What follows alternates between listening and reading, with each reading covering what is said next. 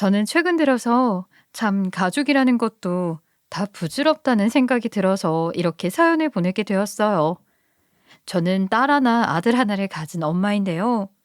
늘 여기 사연을 들으시는 여느 시청자님들과 비슷하게 그냥 사연 라디오를 틀어놓으며 집안일을 하는 게 취미였던 사람이죠.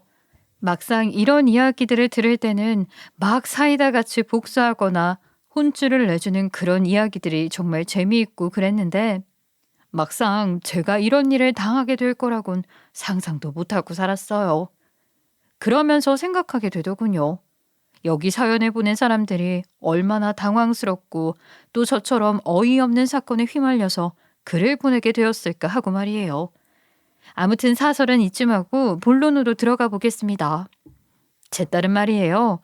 제 입으로 말하기는 좀 부끄러운 이야기지만 소위 엘리트 코스를 밟으며 자란 그런 자식이었어요. 어렸을 때부터 승부욕이 강했던 딸은 그런 성격 때문인지 자기 오빠를 아주 업신여기면서도 자기는 오빠보다 더 뛰어난 사람이 될 거라는 입버릇을 아주 생활처럼 달고 다녔죠.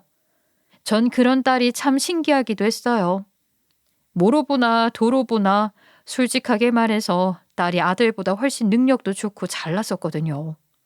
그런데 딸은 자기는 무조건 오빠보다 좋은 학원, 과외를 받아야지 직성이 풀린다며 넉넉지 않은 살림에 어찌나 남편과 노력을 하면서 살았는지 모릅니다.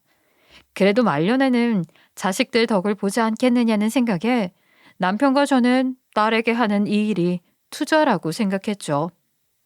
엄마, 나 절대로 명문대에 합격해서 엄마가 밖에서 떵떵거리면서 자랑하고 다닐 수 있게 만들어줄 테니까 기대하고 있어. 이런 말을 하는 든든한 딸인데 어찌 딸에게 돈을 아낄 수 있었겠어요? 이 덕분인지 딸은 정말 한국 사람이라면 누구나 좋아할 그런 명문대를 졸업하게 되었고 그와 동시에 바로 대기업 마케팅 부서에 덥석 입사하더니 거기서도 성과를 잘 내서 다른 사람보다는 조금 빠른 승진을 하게 되었습니다. 그러던 어느 날이었어요.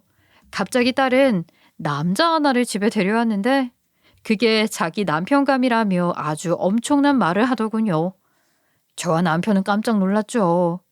평소에는 자기 연애사에 대한 부분은 일절 말하고 다닌 적이 없던 딸이었으니 말이에요. 안녕하세요, 장모님.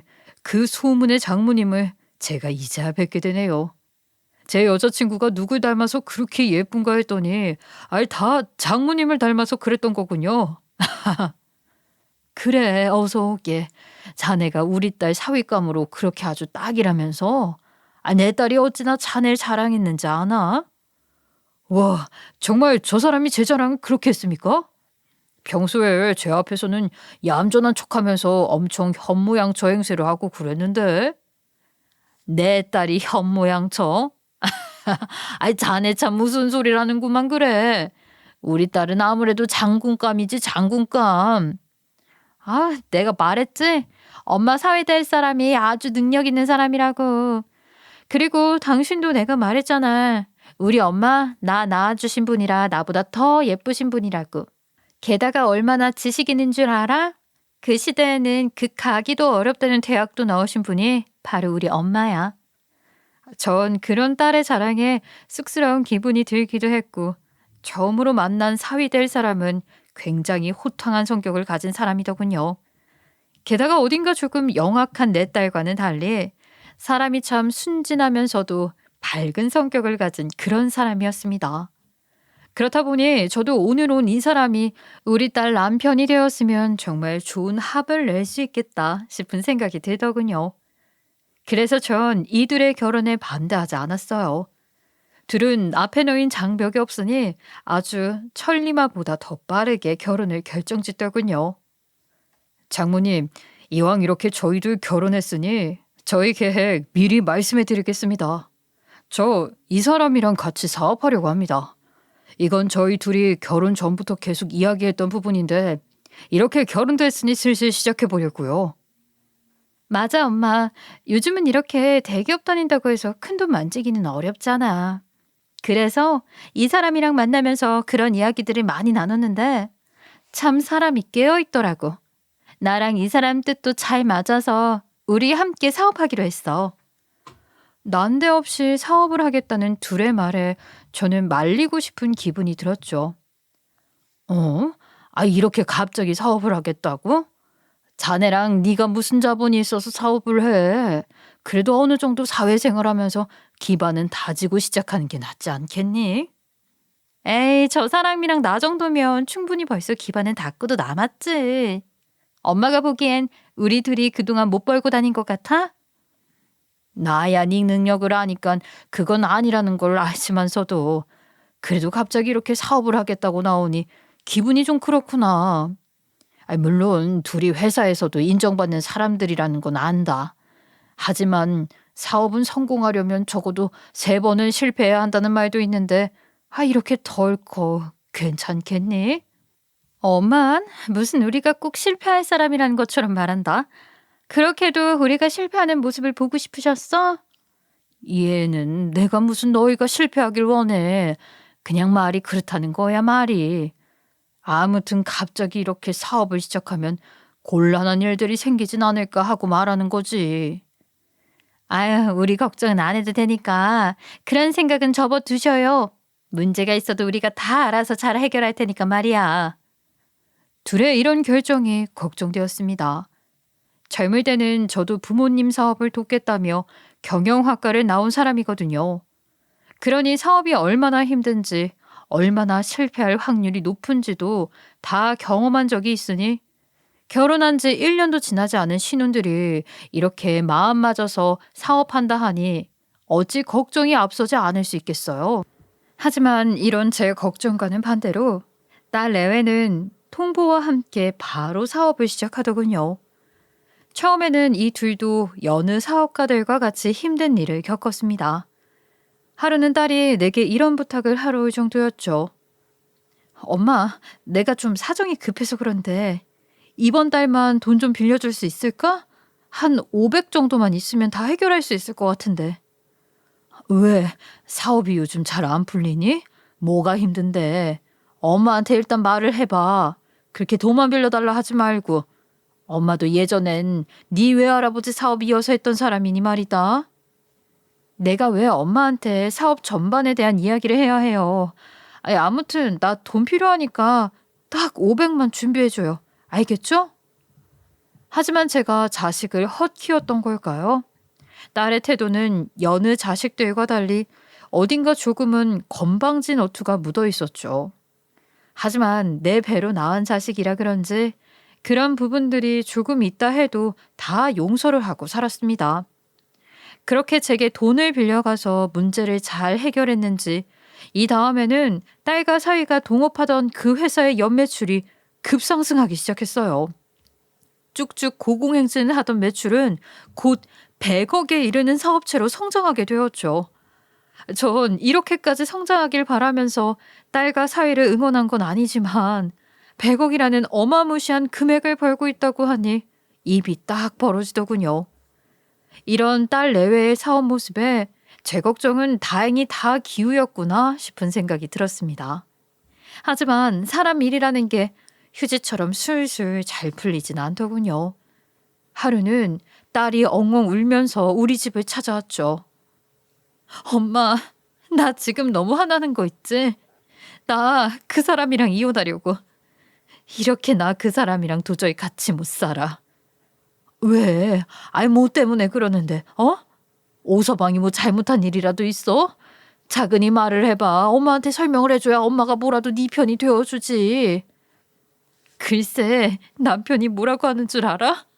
나보고 도둑이냐고 그러더라. 자기 통장에서 생활비 조금 뺏어 썼다고 말이야. 그게 그렇게 잘못이야? 남편이 생활비 제때 안 주는데 그럼 내가 뺏어 쓸 수밖에 없잖아. 오서방이 그랬다고? 그 점잖은 사람이 왜 그랬을까? 아무튼 너 지금 애도 가졌는데 이혼하겠다고 이러고 난리 피우면 어떡해. 그럼 뱃속에 애는 누가 키우고? 엄만 지금 내 뱃속에 애가 문제야? 딸이 지금 이혼하고 싶다는데 엄만 도대체 누구 편이야? 내 편 맞긴 해? 딸이 이렇게 울면서 찾아왔으면 어디 아프냐 괜찮냐 무슨 일이냐 물어보고 그 일을 해결해 줄 생각은 못할 망정. 뱃속에 애가 있으니까 참으라고? 지금 내가 참게 생겼어? 그래, 그래. 아이, 내가 잘못했다. 일단 친정 좀 해봐. 뱃속에 애한테 안 좋을라. 그래, 무슨 이유 때문에 오서방이랑 이혼한다고 말하는데 어디 네 말처럼 속 시원히 말 좀 해봐라. 엄마는 자세한 이야기는 몰라도 돼. 괜히 엄마 걱정시키기 싫단 말이야. 그냥 내가 지금 엄마 사위라는 사람이랑 갈라서려고 결정했으니까 그렇게 알고 있으라고. 나 이대로 그 사람이랑 이혼 안 하곤 절대 못 사니까 알아서 명심하고 있으세요. 게다가 난 내 재산이랑 회사도 전부 깡그리 다 찾아올 거야. 딸은 사위에게 뭐가 화났는지 정확하게 말도 안 해주면서 자기가 피해를 보고 있다며 씩씩거리면서 사위를 흉보기 시작했어요. 단단히 화가 난 딸을 전 달래주기 급급했지만 그 성격에 쉽게 달래기란 여간 어려운 일이었죠. 계속 찾아와서 딸은 자기가 사위랑 이혼을 확정짓겠다, 소송을 하겠다 하는데 다음 달 바로 딸은 자신이 내뱉었던 말을 그대로 실행하더군요. 그렇게 딸 부부의 전 재산과 회사를 건 100억이 넘는 이혼 소송이 시작되게 되었습니다. 주변에서 딸의 이혼 소송은 큰 파장을 불러왔어요. 특히나 제 친구들 사이에서 말이에요. 어머, 자기네 딸이 이번에 이혼 소송 진행한다면서? 이미 소문이 쫙 났던데. 그런데 자기 딸 돈 많이 번다고 하지 않았어? 그런데 이혼 소송을 해? 참 미련하네. 야, 말도 마라. 걔 아주 독종이더라, 독종. 이혼 소송을 걸면서 남편이 가지고 있는 재산에다가 이때까지 함께 일군 회사도 전부 다 넘기라고 말했대. 세상에 그런 경험 없는 이야기가 어딨어. 그러니 자기 남편이란 사람도 그렇게 이혼 소송에서 이기겠다 일을 아득바득하는 거지. 너희들 그거 무슨 소리야? 소문 났다 들은 적도 없는데. 몰랐어? 네 딸이란 사람이 자기 이혼 소송 이야기를 여기저기 떠벌리고 다니잖아. 나도 옆집 황 씨한테서 들었다고. 이렇게 동네에 소문이 돌면서 저도 얼굴을 들고 다니기 부끄럽다 싶을 그때였어요. 하루는 사위에게서 연락이 오더군요. 사실 사위와 저는 딸 몰래 자주 만나고 다녔습니다. 사위는 제 대학 이력 및 경력을 생각해서 회사와 관련된 질문을 굉장히 자주 묻기 위해서 왔죠. 전 이번에도 긴밀하게 이야기를 나누고 싶다기에 사업 관련 이야기인 줄 알았어요. 하지만 전혀 다른 이야기였죠. 오랜만입니다, 장모님. 그간 편안히 건강하게 지내셨죠? 요즘 그 사람은 좀 어떻게 지내고 있나요? 제가 아무리 이유를 물어도 자꾸 이혼하자고만 하니 제가 견딜 수가 없어서 이렇게 소송 진행하고 있습니다. 아니, 자네도 이유를 모른단 말이야? 소송하면 거기에 사유가 다 적혀 있을 거 아닐세? 그 이유라는 게 제가 보도 못한 내용이니 이렇게 말하는 거 아니겠습니까?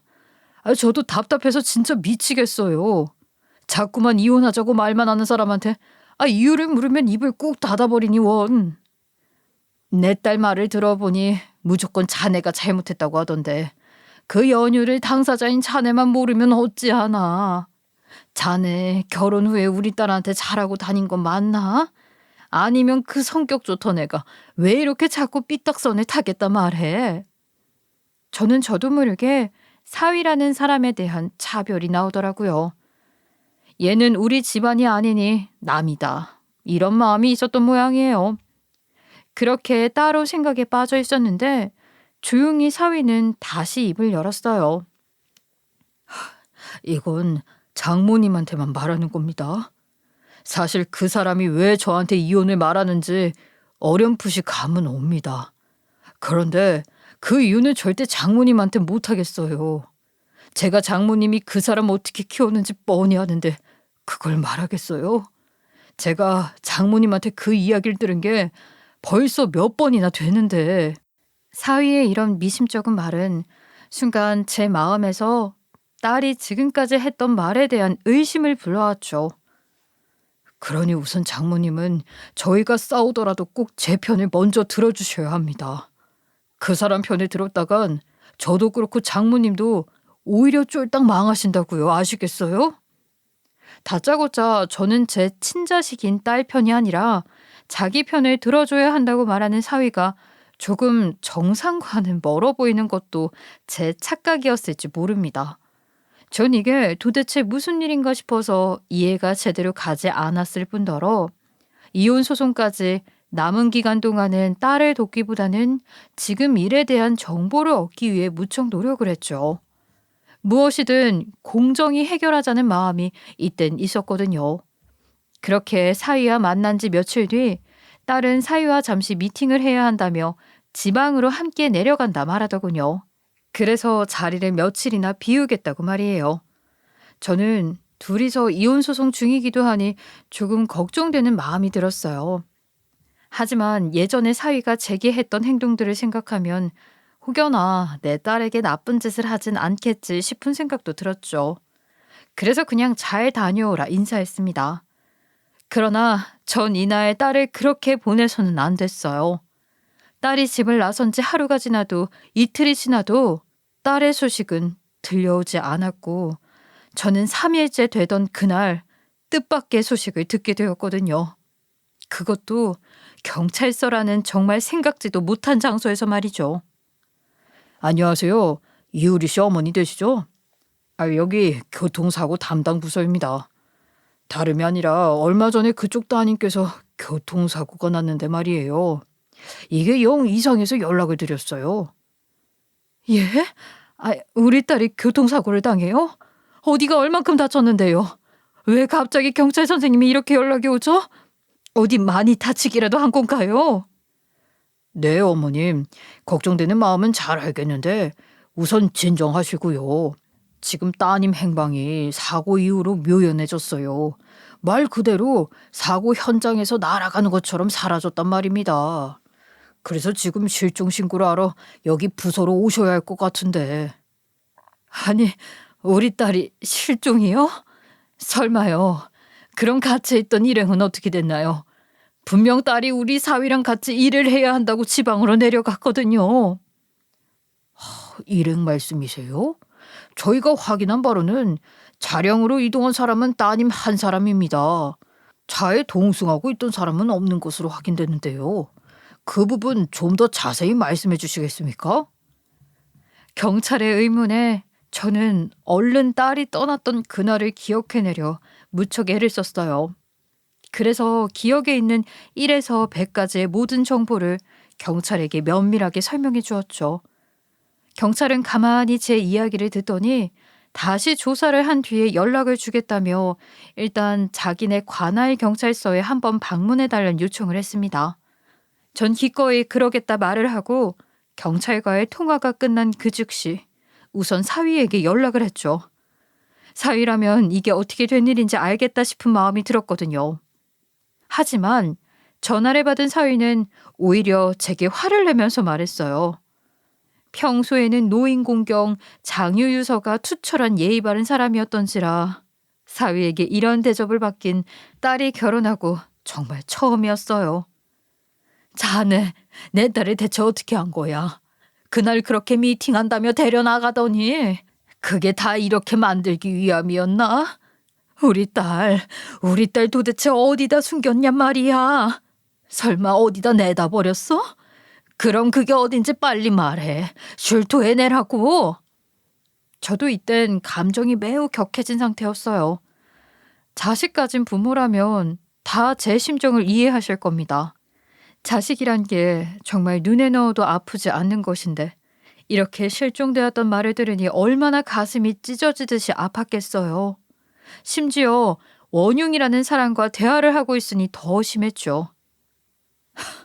지금 장모님이 제게 그런 말을 할 군번이 된다고 보세요? 예? 장모님 정말 아무것도 모르시고 계셨군요. 참나 어이가 없어서 말이 안 나오네. 저기요 장모님, 당한 쪽은 그쪽 따님이 아니라 바로 나라고요. 나 아무것도 모르면 그냥 입 다물고 조용히 지켜보긴 하세요. 뭐? 자네 지금 나한테 큰 소리 냈나? 감히 어른이 말하는데 버르장머리 없이? 지금 이 상황에서 제가 어른이가 알고 따질 것 같으세요? 저요, 그 사람한테 이렇게 당하고 지금도 짜증이 머리 끝까지 나서 죽을 지경이거든요. 그러니까 제 입에서 좋은 말이 나올 때 그냥 이 전화 끊으세요. 아니, 자네 무슨 말을 그렇게 하나? 지금 사람 하나가 사라졌어. 지금 사람 하나가 없어졌단 말일세. 그리고 그날 자네랑 함께 움직인다고 집을 나섰던 건 바로 내 딸이야. 그럼 어미 되는 입장으로 당연히 자네를 먼저 의심해야 하지 않겠나? 그게 아니면 내가 누구를 의심해? 당장 순순히 말하는 게 좋을걸? 지금 경찰에 신고하기 전에. 아, 신고요? 그래, 신고하시죠. 신고하면 누가 무섭다고 벌벌 떨 것 같았나요? 나야말로 그 사람 신고해야 할 판이라고요. 장모님도 더 이상 까불면 저 이대로 그냥 넘어가진 않습니다. 까딱하면 당신 딸처럼 내가 똑같이 만들어줄 수도 있어요. 자네 지금 나가지고 겁박하는 건가? 지금 어디다 대고 협박질이야. 그래, 어디 내가 넘어가나 두고 보게. 제발 그냥 넘어가지 마시죠. 내가 그년이랑 만나고 나서부터 팔자가 이리 사나워질지 누가 알았겠어요. 정말 개똥만도 못한 사람이 있을 줄이야. 아유. 뭐? 그년? 지금 내 금쪽 같은 딸한테 년이라고 했나 자네? 지금 사라진 사람을 두고 그렇게 험한 말을 내뱉었어. 지금 나 자네랑 나눈 이 대화 녹음해뒀으니 알아서 하게. 내가 어떻게 하는지 두고 보란 말이야. 저요, 신고 무섭지 않다니까요. 그러니 장모님 마음대로 신고를 하든지 말든지 알아서 하세요. 저도 신고당하면 맞고서 진행할 꼴이 무지하게 많으니까 말이에요. 그리고 그 사람은 장모님 걱정이랑 다르게 어딘가에서 조용히 잘 살고 있을 겁니다. 그냥 걱정 말고 마음 놓고 사세요. 좀 또득 같은 년. 사위는 내 딸을 욕하면서 전화를 끊었고 전 그 뒤로 사위에게 연락을 할 수도 연락을 받는 일도 생기지 않았습니다. 물론 이 모든 행동은 당연히 정당하다 생각했어요. 지금 상황에서는 사위가 제일 의심받는 사람으로 지목되었으니 말이에요. 그러니 아무리 180도 변한 사위의 모습에서 이상함을 느끼라 해도 느낄 수 없었어요. 전 무조건 사위가 내 딸을 해한 사람이라는 느낌이 확 들었거든요. 거의 확신에 가까운 그런 느낌이었죠. 아무튼 저는 딸을 찾기 위해 백방으로 뛰어다녔습니다. 거기에 물론 딸의 아빠인 제 남편도 합세했고요. 조금 무심하다면 같은 남매인 제 아들 녀석은 여기에 동참하지 않았다는 거네요. 아무튼 저는 경찰의 도움을 받아서 차량 사고가 있었던 근처 마을부터 쭉 둘러보기 시작했어요. 저기 어르신, 이렇게 생긴 사람 못 봤어요? 아니면 저랑 비슷하게 생긴 사람이라도. 저희 딸이 저 근처에서 사고가 났는데 지금 행방불명이 되어서 말이에요. 아이고, 그랬구먼. 저번에 저기서 무슨 쿵 하는 소리가 크게 들리더니 사고가 났던 모양이지. 안타깝게도 우리 마을에는 새로 들어온 사람이 없다네. 여긴 전부 내가 아는 한 늙은이들만 살고 있어. 그러니 다른 마을도 가서 한번 찾아보게. 하지만 번번이 실패로 돌아갔죠. 딸은 어디에서도 찾을 수 없었고 혹시라도 내가 잘못된 생각을 하고 있는 건 아닌가 하는 생각도 들었어요. 딸이 사고로 인해서 무슨 정신적인 충격이라도 받았다면 정상적인 사고를 할 수 없을 거라는 그런 생각도 들었거든요. 그래서 더욱 디테일하게 예전에 찍어두었던 딸의 사진까지 여러 장을 전단에 인쇄해서 딸을 찾으러 다니기 시작했습니다. 제가 이렇게 딸을 찾아다닐 때도 사위라는 놈은 한 번도 연락이 닿질 않았어요. 심지어 아들 녀석은 이런 말을 하기도 했고요. 그 눈구렁이 같은 것은 어디 무인도에 떨어져도 알아서 살아서 기어나올걸? 엄마 아빠랑 그렇게 연로하신 몸 이끌고 고생하지 말고 그냥 눈 딱 감고 집에서 기다려. 그럼 알아서 집에 찾아온다니까. 너는 이놈아, 무슨 가족이라는 사람이 네 동생 걱정은 하나도 안 떼니? 지금 애가 한 달째 행방불명이다.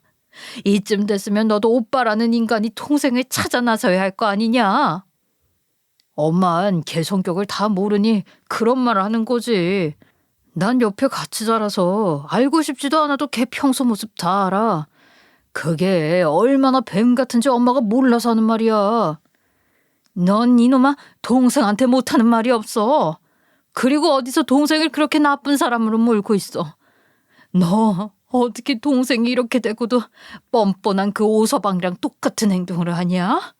됐다. 넌 그냥 집에서 등 따시게 있든지 말든지 다 늙어가는 노인네 둘이서 알아서 찾을게.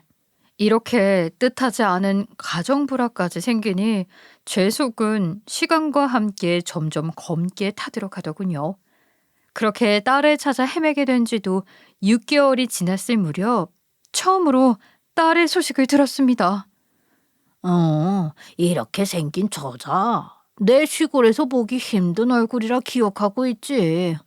아마 저 안에 있는 마을에서 살고 있을걸? 저는 마을 어르신이 하는 말에 90도로 허리를 숙여 감사 인사를 전하고 곧장 그 말에 있던 마을로 찾아갔죠. 하지만 애석하게도 그곳에서 제 딸은 없었습니다. 그리고 정확히는 제 딸의 흔적을 발견할 수 있었죠. 그 새댁 말하는 거구만. 그 새댁 말이야 글쎄. 애를 낳았는지 갓난아기를 들고 돌아다니더라고. 그래도 살림살이는 넉넉했는지 뭘 그리 매번 택배를 시켜대는지 몰라. 저기 보이는 초가지붕 아래서 살았는데 얼마 전에 이사를 갔어. 어디 간단 말을 못 들었는데 이 근처 마을이라고 하더군. 남편과 전 점점 실마리가 보이는 딸의 행방에 기쁨도 잠시 조금 의문이 들기 시작했죠. 딸은 몸이 편한 것도 아니고 심지어 이젠 아이도 낳았다 하는데 왜 우리에겐 연락을 하지 않을까 생각이 들었거든요. 하지만 이런 생각도 잠시뿐이었어요. 얼른 딸을 찾아서 집에 데려가야 한다는 생각에 제 발은 쉴 틈도 없이 그 마을 근처에 있는 마을은 죄다 뒤지면서 다녔습니다. 그렇게 1년이라는 시간이 지나고 우리는 기적적으로 다시 딸을 찾을 수 있었어요. 그런데 딸의 몰골은 말이 아니었죠. 게다가 마을 어르신들이 말씀하셨던 대로 갓난 아이를 품에 안고 있었는데 아이는 정말 딸을 쏙 빼닮은 어여쁜 공주님이었습니다. 하지만 그렇게 만난 딸이 꺼낸 한마디에 지금까지 딸을 찾는 데 도움을 주었던 경찰과 저 남편 모두 경악을 할 수밖에 없었어요. 엄마, 왜 이제야 날 찾아와? 내가 그동안 얼마나 힘들었는지 알아? 나 이렇게 만든 거 전부 그 사람이야. 내 남편이라는 놈 말이야. 뭐? 역시 오서방이 일의 시작이었니? 내 이놈을 당장에. 경찰 선생님, 얘 말 들으셨죠? 얘 이렇게 만든 사람이 바로 얘 남편이라던 그 사람이랍니다. 그 사람이 날 데려가는 쪽 차에 태우더니 갑자기 나무에 차를 박더라고. 그러더니 나를 이렇게 외딴 곳에 버리고 갔어. 그러면서 나한테 내 배에 있는 자식은 자기 자식이 아니니 알아서 해결하고 오라고. 그간 내가 벌었던 재산이나 회사는 다 자기 거니까 알아서 하겠대. 그런데 엄마, 회사는? 돈은? 딸은 가족과의 죄에도 잠시 다시 자기 돈을 찾으며 울부짖기 시작했어요.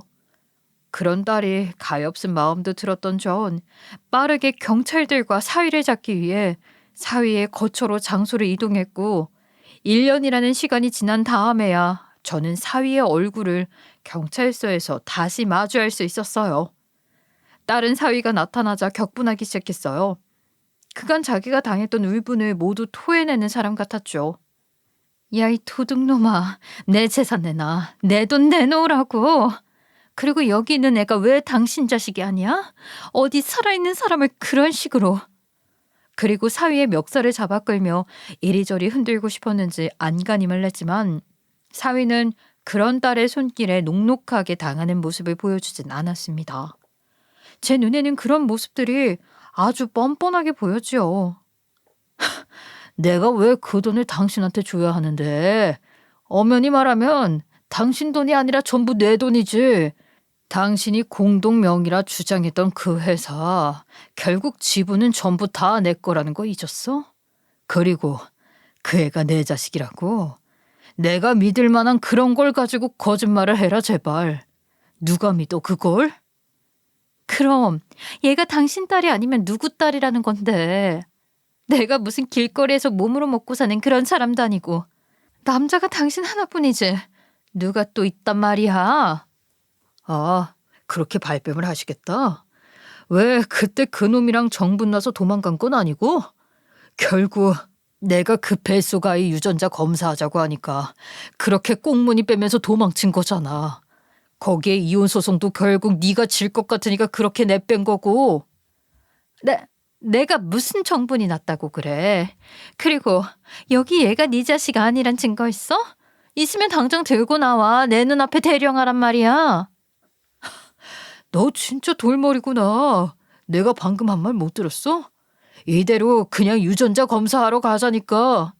요즘은 옛날이랑 다르게 검사도 엄청 빠르게 나온다는데 그걸 왜 못하는데? 그렇게 결백하면 당장 검사하러 나랑 나가자고.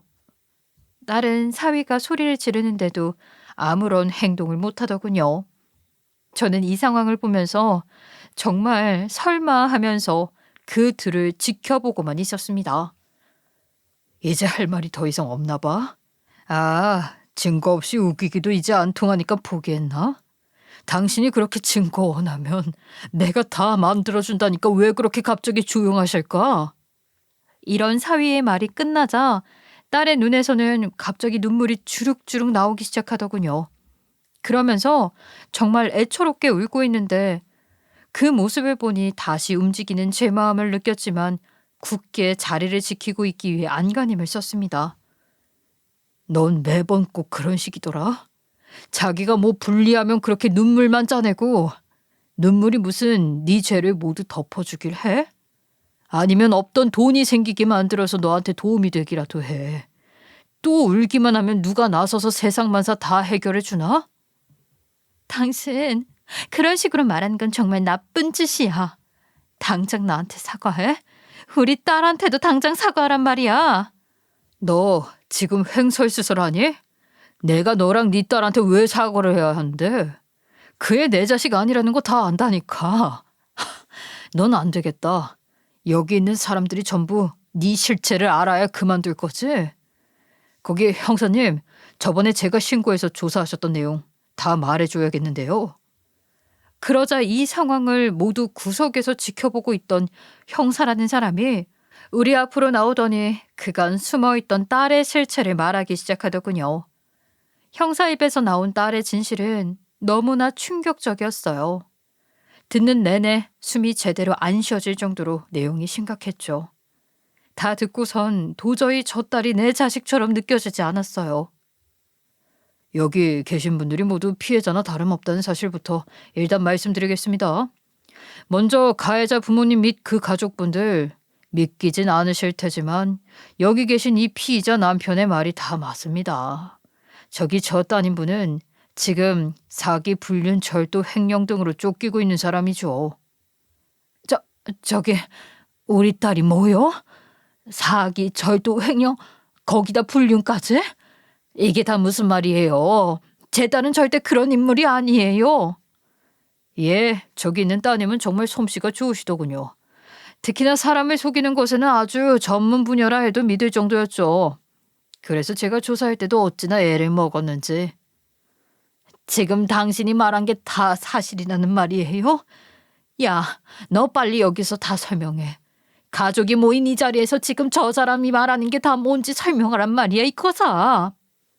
엄마, 그게 아니라 난 정말 내 돈이니까 쓴 죄밖에 없어. 그리고 저 사람이랑 내가 공동으로 만든 회사에 있는 공금을 내가 쓰겠다는데 그게 무슨 죄야? 거기다 부부라서 저 사람 재산도 죽음 쓴 죄밖에 없어. 생활비를 나한테 안 주는 걸 어떡해. 내가 당장 통장에서 빼서 쓸 수밖에 없잖아. 딸이 자기가 했던 일을 먼저 이야기하기 시작했고 이 말을 듣고는 사위도 다시 입을 열더군요. 너 정말 뻔뻔하구나. 내가 왜 그간 장모님에게 입을 꾹 닫고 있었는지는 생각도 안 하지. 넌 저렇게 몸도 편찮으신 분들이 너 하나 찾겠다고 그렇게 그 도시 하나를 다 뒤지고 다니는데도 제 발로 걸어 나올 생각조차 안 하던 사람이야. 난 엄마 아빠가 날 찾는지도 몰랐어.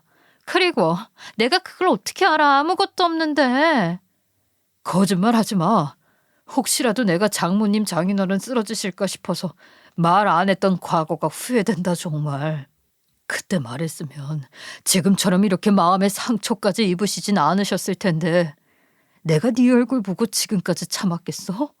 난 그간 장모님 얼굴 봐서라도 내가 나쁜 놈인 척하면서 연기하고 있었다고. 사위의 말에 그간 내게 했던 모습 모두가 나를 위한, 우리 가족을 위한 연기였다는 걸 깨달았고 그런 사위에게 말로 표현할 수 없는 부끄러운 감정을 느꼈습니다. 그런데 넌 진짜 사람 새끼가 맞긴 하냐?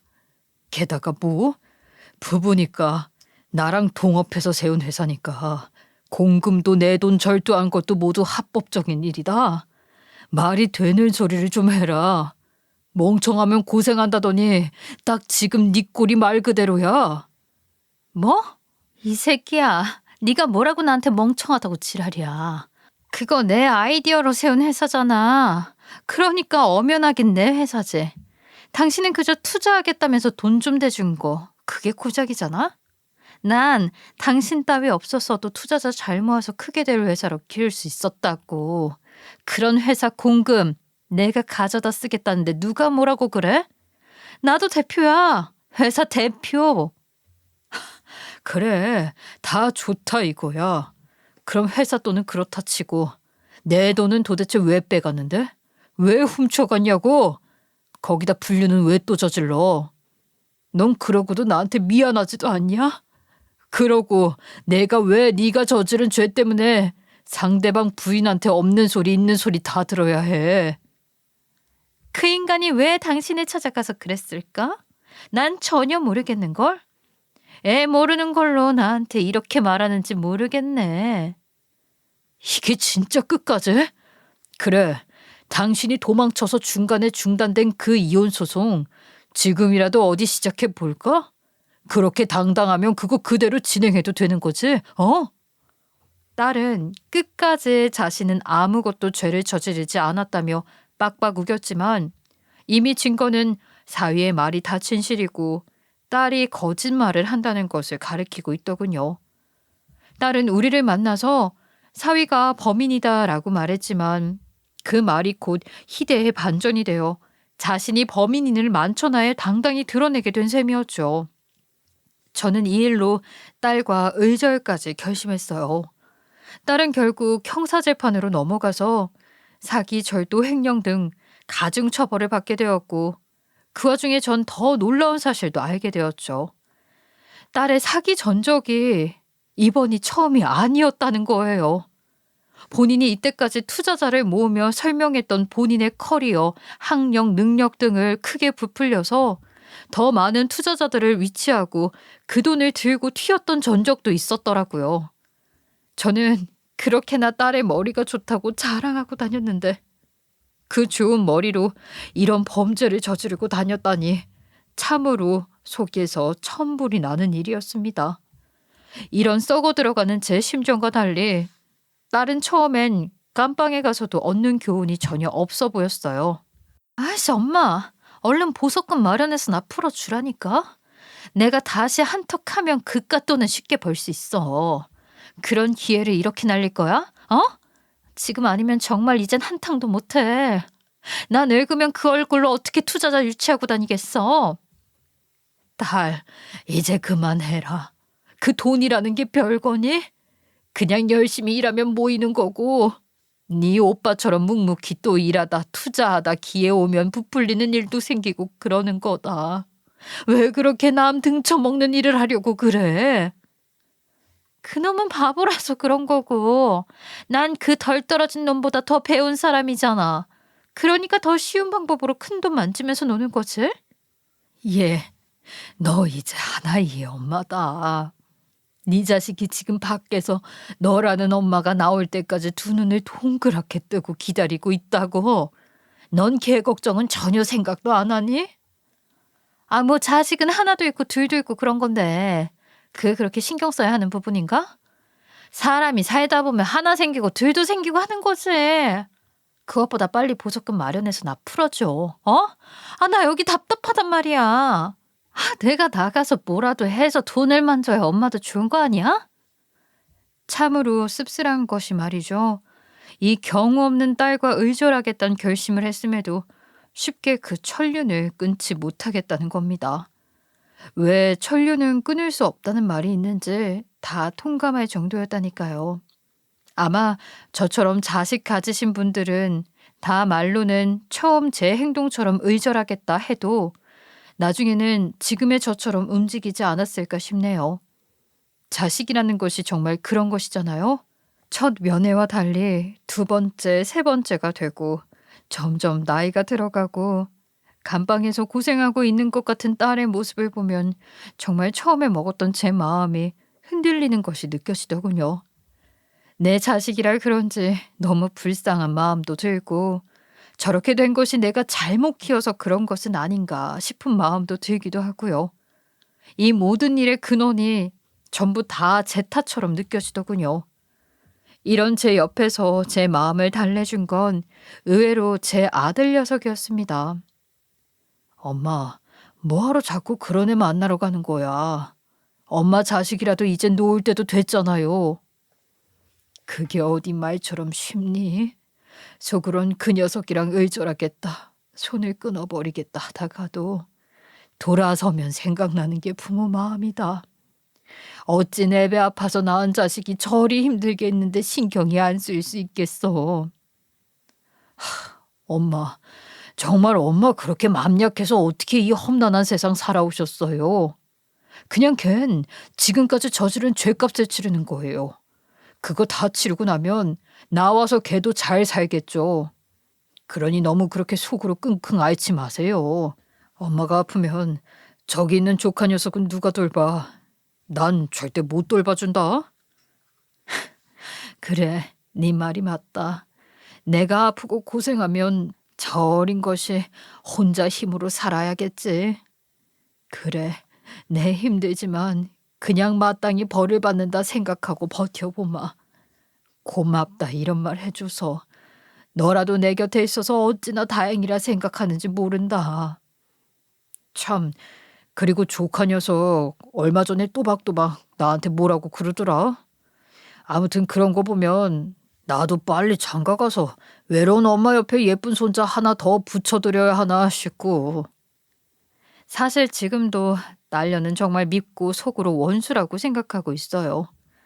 하지만 한편으로는 애잔한 이 마음이 사라지진 않겠죠. 저는 아마 죽을 때까지도 이런 마음으로 평생을 살 겁니다. 딸이 남긴 이 손녀와 함께 말이죠. 전생에 무슨 잘못이라도 저질러서 신은 제게 이런 시련을 주는 건지 사연을 쓰는 지금도 참 슬픈 마음이 드네요. 참, 그리고 사위와는 어떻게 되었는지 궁금하신 분들이 많을 거예요. 지금은 딸과 이혼해서 이전 사이가 되었지만 저를 생각해준 고마운 사위에게 나중에 저는 감사 인사를 전했어요. 자네가 그렇게 날 생각해줬을 줄은 꿈에도 몰랐네. 이 늙은이에게 귀뜸이라도 해주지 그랬어. 제가 장모님 성격을 아는데요. 장모님 제가 그 사람은 이렇다 말해도 끝까지 자기 자식은 아니라며 부정하셨을 거잖아요. 게다가 그 사람이 이 일을 꾸몄을 당시 장모님 몸이 실제로 좋지 않기도 했고요. 그걸 왜 자네가 신경 쓰고 그러나. 자네를 그렇게 골탕 먹인 딸 자식 낳은 사람한테 말이야. 아유, 장모님은 모르시겠지만 저 장모님을 안 그 시간들이 정말 아깝지 않았습니다. 사업하면서 장모님만큼 제 옆에서 저를 도와줬던 사람이 없거든요. 장모님은 정말 별일 아니라며 말했던 작은 순간들이지만 저에겐 그 순간들이 모여서 지금을 만든 거나 다름없었어요. 내 보잘것없는 조언들이 자네한테 그렇게 쓸모가 있었어? 아니, 몰랐네. 그래, 내 딸이 그렇게 되고 나니까 딸 자식이라 의절하겠다 싶다가도 내 배 아파 낳은 자식이라 그렇게 못하겠더구먼. 자네한텐 정말 무슨 말로 미안하다 사죄를 해야 할지. 장모님이 왜 제게 사죄를 합니까? 해도 그 사람이 죗값 다 치르고 나와서 제 앞에서 해야지요. 장모님은 앞으로도 저한테 조언해 주시고 제 사업 잘 이끌 수 있게 도와주실 그런 분이잖아요. 그러니 제가 더 장모님에게 잘해야죠. 처음 봤을 때도 느꼈지만 자넨 정말 호쾌하구먼. 그래, 자네 뜻이 그렇다면 언제든지 찾아와서 물어보게. 내가 아는 대로는 다 도움을 줄 테니. 네, 이전 사이가 된 오서방과는 이런 마무리가 되었습니다. 지금도 가끔 제게 사업 관련해서 물어보고 싶은 게 있다며 종종 저희 집을 찾아오곤 하죠. 그리고 매번 올 때마다 손에 어찌나 한가득 뭘 사오는지. 아무튼 자기한테 죄를 저지른 사람의 식구인데도 잘해주는 모습에 어떤 마음으로 이전 사위를 대해야 할지 전 아직도 갈피가 잡히지 않은 상태예요. 그래도 다행이라면 이전 사위가 의외로 제 아들 녀석이랑 죽이 잘 맞는다는 겁니다. 그래서 최근에는 둘이서 생각보다 많은 자리를 만들어서 보곤 하는가 보더군요. 저는 이런 이전 사위에게 오히려 내 딸이라는 민폐 덩어리 녀석을 괜히 맡겨서 이전 사위의 인생에 오점을 남기게 되지는 않았을지 조금 두려운 마음이 들어요. 정말 미안한 마음도 크고요. 전말입니다. 제 딸이 말한 것처럼 이전 사위가 지금 가지고 있는 재산에는 한 톨도 욕심이 없어요. 제 진심은 딸에게 말했듯이 돈이라는 건 없다가도 생기고 운이 들어오면 더 커지고 하는 것 아니겠나 싶은 마음으로 평생을 살았으니까요. 아무튼 이런 제 이야기를 듣고 계신 여러분들이 저 대신 충격을 받진 않았을지 모르겠네요. 감정이입하시면서 들었던 분들이라면 내 딸이 저랬으면 얼마나 충격이었을까 하면서 예전에 사연 라디오를 즐겨 듣던 저처럼 그런 생각을 하고 있지 않을까 싶기도 하고요. 이런 제 상황 지금까지 들어주셔서 너무 감사하고요. 앞으로 제가 어떤 방향으로 나아가면 좋을지 댓글을 많이 남겨주셨으면 좋겠어요. 그저 한 사람의 한마디일지라도 저한테는 큰 깨달음이 될 수도 있으니 말이에요. 길었던 글은 이만 줄여보겠습니다. 지금까지 들어주셔서 너무 감사합니다. 다들 좋은 하루 되시길 바라요.